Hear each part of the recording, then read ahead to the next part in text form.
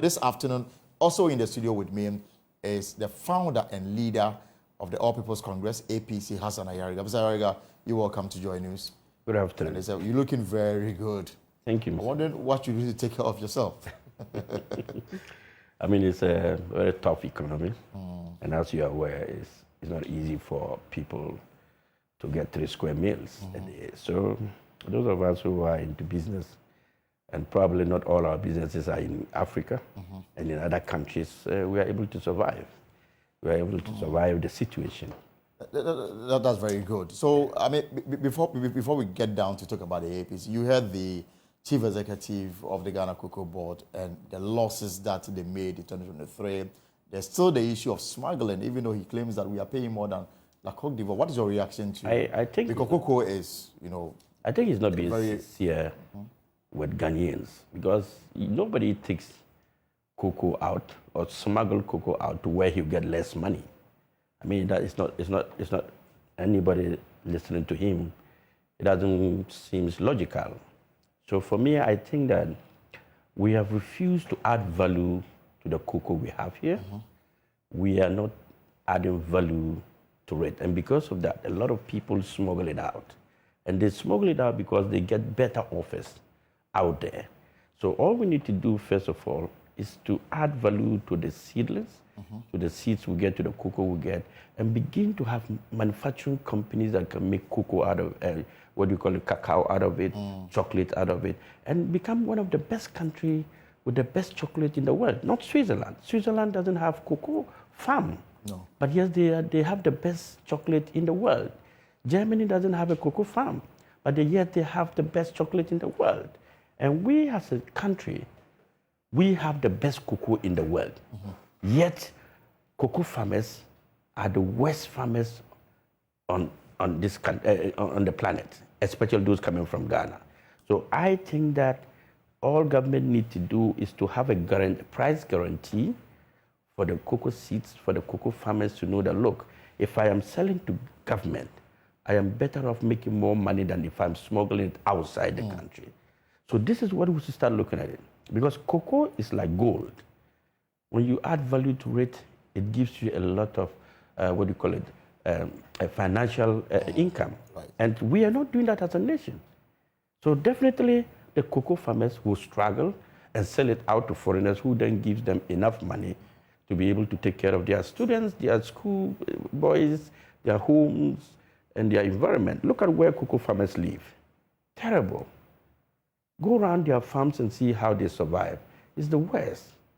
And yet, cocoa is one of the sources of income for Ghana. All right, for hundreds of years. For hundreds of years. Yes. And yet they don't benefit. And the thing about this industry is the cocoa industry is over $100 billion. That's yet it. The primary producer, we who grow, and then, I mean, our earnings on a yearly basis is not even up to $6 billion. Yes, because we starve them, we suppress them, and we want to buy it at a very cheap rate from them. There should be a price control system and guarantees for cocoa farmers, so that they'll be proud of being cocoa farmers. Look at the number of years it takes to grow a cocoa tree, 10 to 15 years. And then the number of years they will sit and wait to make these trees to become fruitful.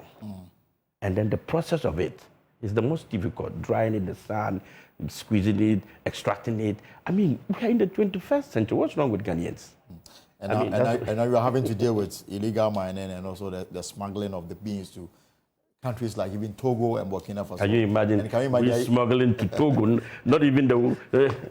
Yeah. Sad. All right, but sad. I mean, that's why some of us are running for president. Yeah, of course, we'll come to that, but this is just by the way. Before again, few issues that I want to clear with you before we talk about your timetable ahead of 2024.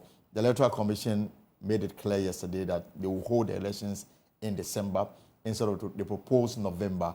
You, as one of the political parties that is represented at IPAC, kicked against this move when it was first brought to your attention. Now, the EC says that December will be the date. But going forward into 2028, they may seek constitutional amendment to bring it to November. I don't think we need that. What we need is a different constitutional amendment to cancel second round. Because their purpose of asking for the election to be shifted to 7th November was not because of anything. It was to give them time. To give them time in case there's a runoff. But for me, I think we should go different step ahead and look at the issue of not necessarily having a runoff in our elections, but finding a way where we go for first round, two parties that emerges with the highest vote. They now find a way of having an inclusive governance or government by taking from the other political parties who do not have 50+1 to join and form the 50+1 to form a government. So some kind of a coalition. A coalition government, an inclusive government. So we say, okay, APC had 30%, MPP has, let's say, 20%, NDC has 30%, and the rest of the political parties have 20%. So you now take the first two that has 30 and 30. They will now look for the other political parties to bring them together and form a coalition government. And that will make every political party strong, important, necessary, and every vote will be very, very important. The issue of saying that smaller parties, it will take away the issue of smaller parties being small, because without them, you can form a government. And then it will do away with corruption. And the winner takes it all kind of political syndrome. And we will now have an inclusive government where Ghana will now be on a different platform where when political parties cannot rule anymore, we have... You need the support of others, like it happens in Germany, in Israel, in other countries that in will Europe. Give us rather than telling us that you need to shift it from December to November because of a runoff. Let's look at our constitution very well. There are certain things that we can sit together and judge and build our constitution and make reforms that will help going forward. It's not about one political party that win election. It's about the country. What are we doing to change? When they were drafting the constitution, I'm not sure they thought of something like this.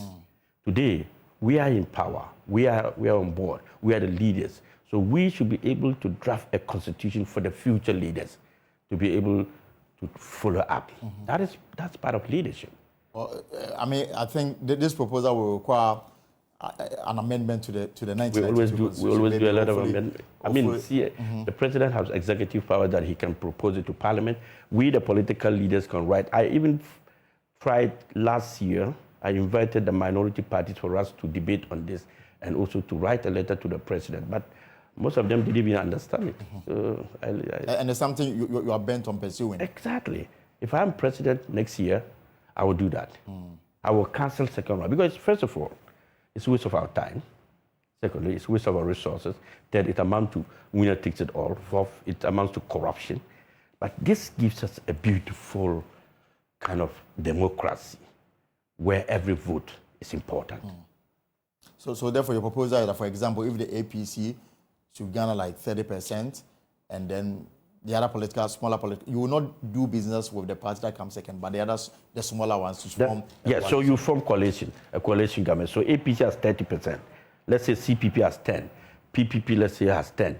And then let's say any other party has 2. So we need their support and this other support to form a coalition. In that case, the day you, as a party, mess up and the other people decide to withdraw their support, that will be the end of you. You go back to opposition. So definitely we'll now look at each other's policy and find a way of forming a unity government that will give Ghana the best leaders to build. And has our democracy grown to such a level where this proposal can be accepted? Our democracy is even not grown because we don't even think about certain things. We're only thinking about winning power and being corrupt and mismanaging our economy. If you look at the terrain of our democracy today, you will understand that the leaders do not even want to let the democracy grow. They are thinking about themselves. So even when there are proposals that we should do for the nation to benefit rather than they benefiting, they will ignore that and decline it. And that is why you see that even today, the president has too much powers, yet the president is not willing to reduce his powers. And when I become president, as President Hassan Ayariga, I am going to reduce the powers of the president by making a constitutional amendment. Because I think that we have given too much power to one person.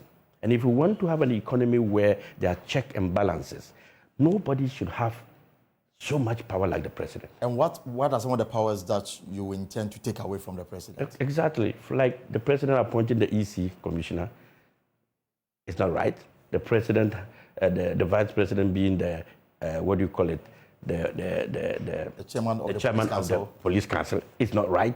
The president appointing, special prosecutor. These are things that lure to your benefit. So who should, if the power should be taken away from the president? Yes. For example, the appointment of the EC chair. Exactly. So now, if the appointment of the EC chair is not coming from the office of the president himself can't have too much control over the EC anymore.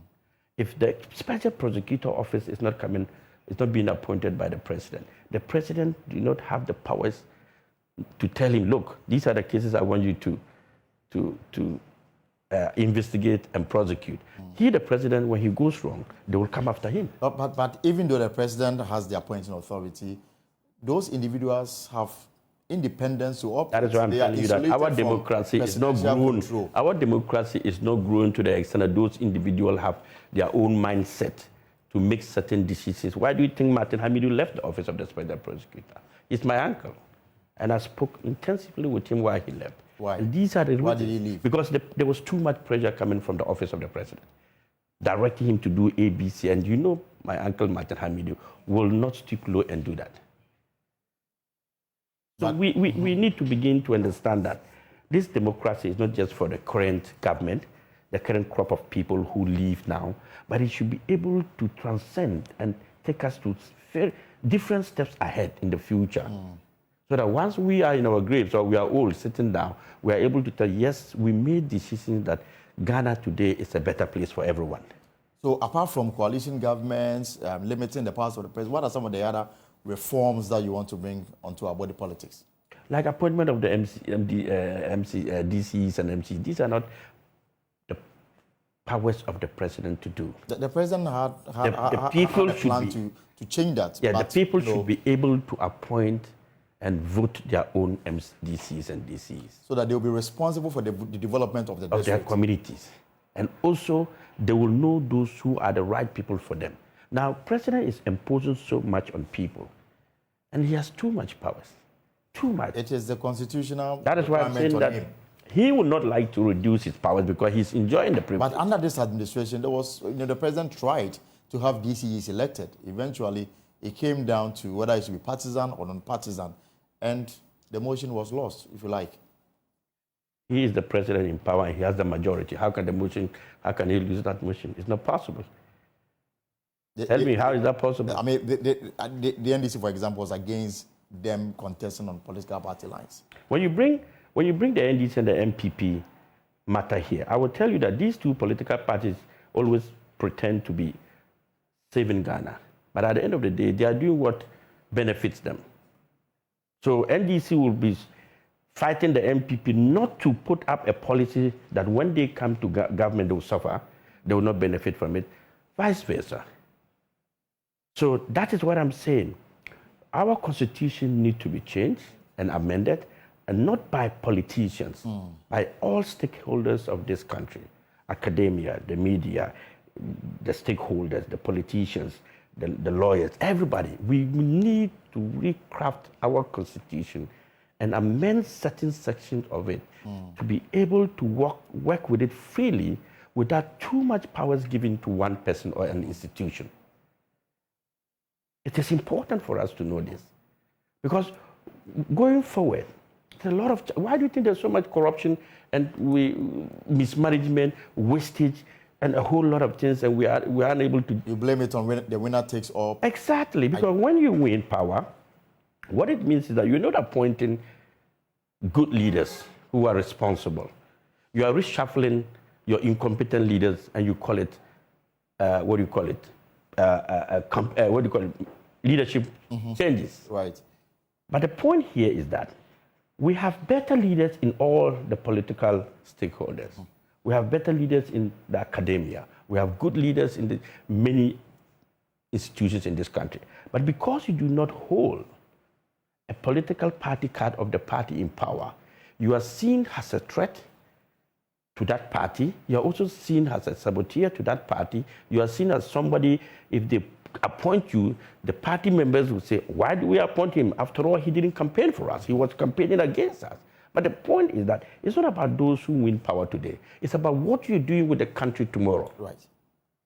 Are you with me? So as president, I will not be appointing leaders only from the APC.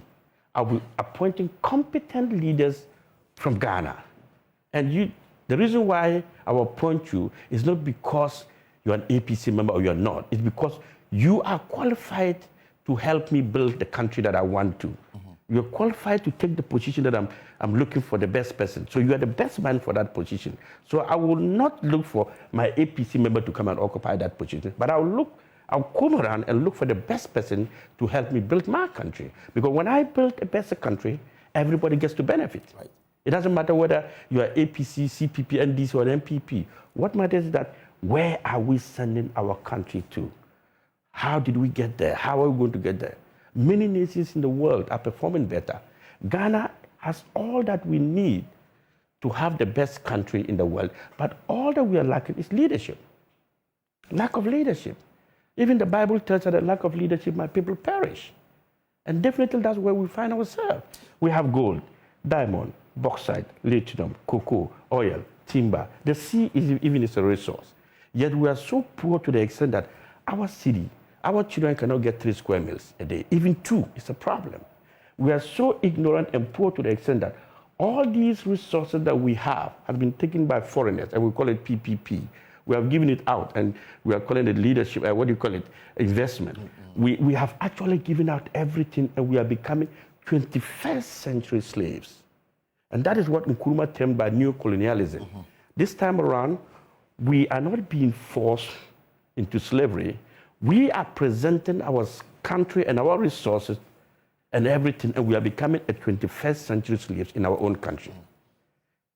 Go around and look at all the big businesses in Ghana, big institutions, and tell me how many Ghanaians are managing those or owns those them.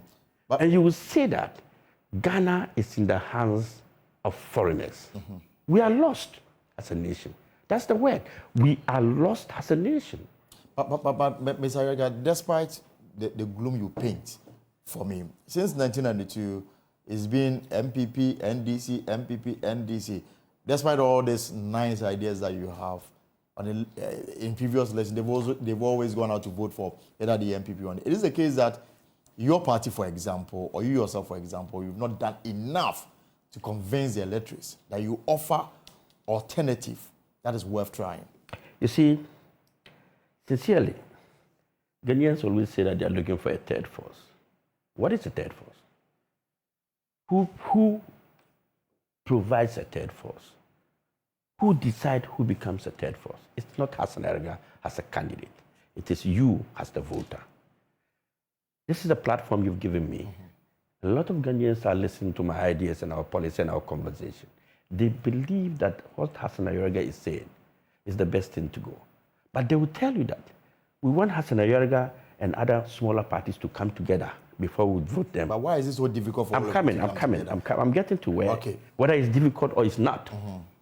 They are telling us that form a coalition and we'll vote you. But let's be serious here.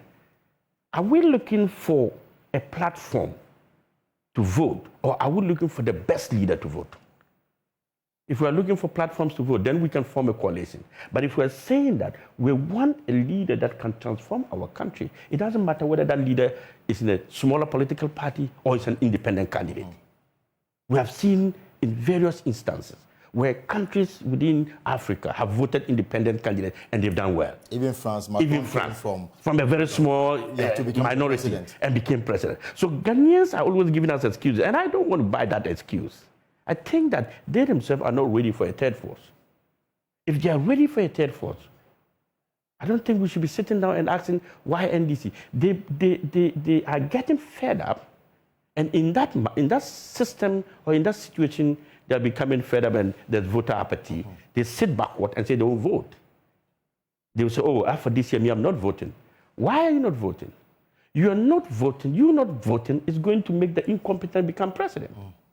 So all you need to do is to come out and say, look, I am not going to vote NDC, either non-MPP. I want to see the best leader. Among the leaders, who do I believe in? I believe in Hassan Ayariga. I'm going to vote for Hassan Ayariga. You vote for Hassan Ayariga, I am not looking for a platform to build Ghana. I am not looking at the APC platform to build Ghana. I told you initially. Right. I am looking for Ghanaians that are competent and dedicated to build Ghana. So why do you want me to have a bigger platform before you vote me? So that means that you want me to be like the NDC and the MPP. Before you are giving the Before I'm giving. I don't want. But again, if that is the mindset, then clearly it begs the question whether what people like you are doing is a waste of time and resources. It is not a waste of time. The time will come, 2024, probably 2028, where many Ghanaians will change their mindset and attitude, because already they are tired of the NDC and the MPP, and they are yearning for a third force. All I'm telling them is that do not sit somewhere and expect that the third force must have a certain particular numbers or platform before you vote. Make that decision that I am looking for the best leader to lead my country. And in the circumstance, in the state we find ourselves, I don't think John Mahama of the NDC is the best leader. I don't think Bawumia of the MPP is the best leader. You are the best. I think Hassan Ayariga is my best option. Hassan Ayariga is the last hope for Ghana. Not because I'm sitting here, but because I know myself very well. I am the people's choice. But the people keep telling me, Ayariga, we love you, we love you, we love you, but we want you to come together. And I tell them, I don't have to join with people for you to vote for me. Vote for me and I'll bring the people together. So, but before you get there, what is the plan internally? Because the NDC, the MPP, they've all had their internal elections, waiting for the EC to roll out the timetable. We've not heard much from the APC. Oh no, you have. It's just that you have refused to say you've heard much of it.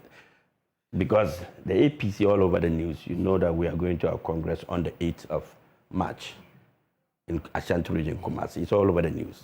Then we will have the biggest float and carnival on the 9th of March. In Kumasi. In Kumasi. Because this is the platform we're giving everybody to join. We are asking that people should become volunteers of the APC, sympathizers of the APC, and begin to form their parties, the branches in every community. The reason why I'm saying this is because I initially said it's an inclusive governance that we are looking at. And because our motto is all inclusive, we are saying that be the leader in your community as an APC member. And when we win power, you are able to become the best person to help build your community. Right. Look, no matter how intelligent I am, how good I am, how resourceful I am, I won't be able to just enter your studio and tell you your problems. But you, sitting here, you are able to tell me, Ayariga, our problem in this studio is A, B, C. If we do B, C, they will solve it. This is the kind of leadership I'm looking for. People to come out from their own community and let's build the country we want. Let's build the nation we want by giving them the opportunity. So the Congress is to give, the rally and the carnival is to bring all these sympathizers across Ghana together. And let's walk and progressively, let's come together and build the wagon aid. The Congress, what is it about? Is it to elect national officers or presidential candidates? It's all. National executives and the presidential candidates. Yeah. But funny, likely enough, we have only one candidate that is contesting for the president. And that is you. And that's me. So mine will be an acclamation because the party believes and thinks that the best candidate for Ghana now, not just for the APC, is Hassan Ayariga. And then but your national officers, the platform, all of them will be those of them who, the party will make that decision, whether they want to acclaim some of them or want to elect some of them. That's not my decision. That's the decision of the party, right? Because we have new young people who have also joined the party and want to hold certain positions. But you are going unopposed? I'm going unopposed. Okay. But I will still pick my form on Thursday and file next week. It doesn't change me picking a form because we have a constitutional laws that we have to follow. Whether I'm going unopposed or not, I still have to pick a form. Is it because you funded the party? Not at all. That's why people are reluctant to No. It's because listening to me and being around me and knowing my leadership style I mean, you think that Ghana is wasting our time, not making Hassan Ayariga the president. But I don't see, so far, among the leaders that are contesting in 2024, undoubtedly, I don't see somebody who can compete with me in terms of anything. So you are confident of winning? I've grown from 2012 till now, very speed, in a very effective manner in politics. That I see, sorry, but I see the MPP candidate as empty. I see John Mahama too now as empty. Those days I used to see them as people who have the best brains. Why do you say they are empty? I mean, they've put forth programs and plans they hope to implement to change the fortunes of the country. If we've heard of 24-hour economy, we've heard of somebody, we've heard of the vice president, for example, deepening what has been achieved. And talking about digitalization. Exactly, and other things that now, let me tell you, if the former president is talking about a 24-hour economy in 2024, I spoke about it in 2016 and 2020. If Dr. Bawumia is talking about digitalization, I spoke about e-governance in 2020 and 2016. So I see them picking up some of my manifestos that I abandoned in 2016 and spoke about some of them in 2020, that they are now seeing it as policy. And I laugh. I don't understand. In my manifesto, a 24-hour economy is not my number one policy. It's my number 30 policy. Number 30? Number 30. Which one is number one? Number one is a national data system, which nobody's thinking about it. Is there a National Identification Authority not that doing is something? that is like a card. That's not as data. But they also take the no. That is just a card. Sorry, but that's a card. That doesn't give us the system and the data we are looking for. What kind of data are we talking about? A national data here? system is a different data system that is designed to police our country and know the check and balances of every Ghanaian. It entails even your blood sample, your blood group. If, for instance, I want to know those who are blood group B, I'll key in the system and say blood group B Ghanaians, and I'll see the list of Ghanaians who are blood group B. If I want to know your salary, all I need to know about you, with the data system, I pick any details of yours, either your telephone number, your house number, your car number, anything I key in, everything about Elton John will drop. And the number of Elton Johns we have in this country. So the data system allows us to capture every biometric data of you, your salary, the number of children you have, the number of wives, sorry, I don't want to say wife, but the number of wives you have, their information, their details, the job you do, your blood group, your facial recognition, your telephone number, your number of cars. So even that gives me the best opportunity to plan. And the next is national data plan. So it goes on. Then up to the 30th one, which is a 24-hour economy. So I don't start from 24-hour economy and start shouting where people will say. And the e-commerce comes too. So if Vice President Mahmoud Bawumia is shouting, digitalization, digitalization. I wonder what he's thinking about. Because digitalization is not a policy. It's a process of moving from analog to a digital system where everybody's doing it. It's not a policy. But it's taking time for the country to get to this. No. It is not a process of taking time. It is something that is already in the existence. We talk about e-commerce, e-governance. That is better. Digitalization, look, those days you have to have cameras where people have to stand and behind the camera and hold it and be struggling their hands to go up. This is digitalization. You have a digital system now there. So when you sit down and say, because of digitalization, Kayoyo people will do A, I find it empty. Practically empty. Somebody who doesn't have anything to say and is shouting digitalization. No president in this world will be talking about digitalization at this time. This is something we have gone past it years back. But this is Ghana. We need this. Because we don't have the right leaders who have the right minds, who have the best vision. You agree with me that digitalization is now a policy. The vice president comes and says, look, I was the maid. I don't understand whether he was really a maid or a driver. I was the maid. And I am going to scrap taxes on betting, taxes on the omissions and levies and all that. And that is a policy.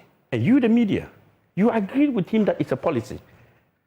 How can somebody impose taxes on you, scrap it off, and you agree it's a policy?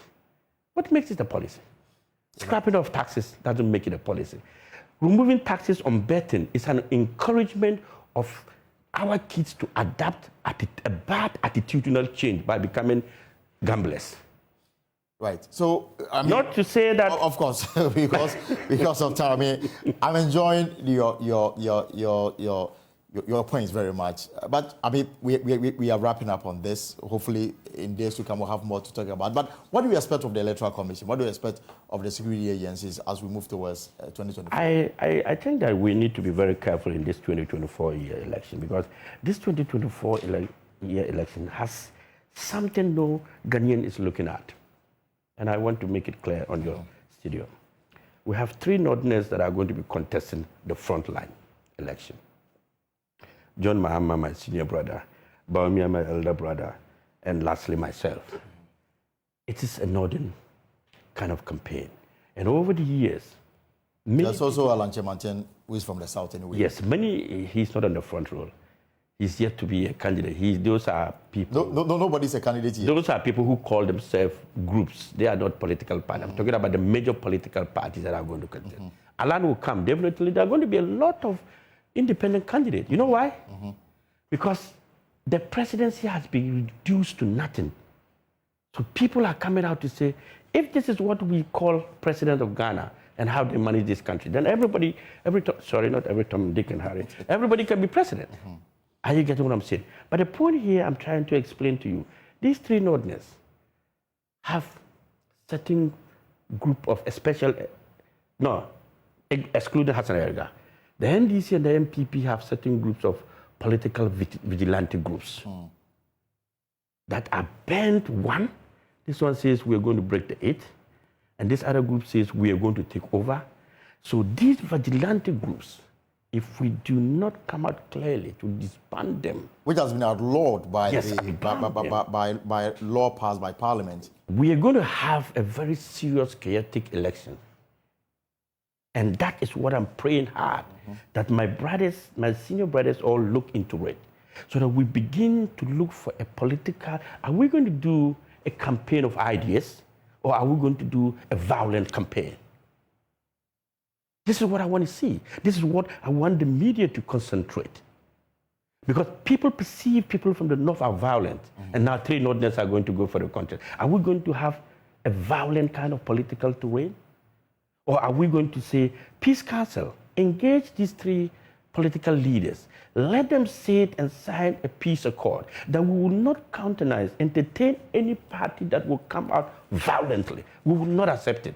And any party that comes, we will make sure it never happens, because Ghana is the only country we have. And we must begin to look at these things. I like that point. Okay? So we have to make steps. Serious steps. Let us not overlook the 2024 election. It's a very serious thing. We will talk about it later. Thank you very much. So hopefully on March 8th, you carry it live. Yes, the Congress in Kumasi to be followed by a float. Carnival and then float. And then also are you encouraging people to contest the parliamentary election on the ticket of APC? Yes. We intend to win 25 seats, but we're asking many people. We have been able to identify the 25 seats that we can win. Okay. That is 100% sure, unless something otherwise. But the 25 seats is a secured seat for the APC. Sure. 6 are coming from my community where I come from: Binduri, Garo, Timpan, Pusuga, Zibila, and Bogu Central. My people are going to give me 100%, because this is where they also have to say, nobody send his son away and take care of another person's son. I am the son of that 6th constituency. And definitely, if we are going into a race, my fathers and uncle will not throw me away and pick somebody's son. Right. It's not a tribal politics, but it's a saying, you train your child to be better than you. And they are training me to be better than them. Thank you very much, Hassan Ayariga, Thank you, John. for coming through. It's a pleasure always having you.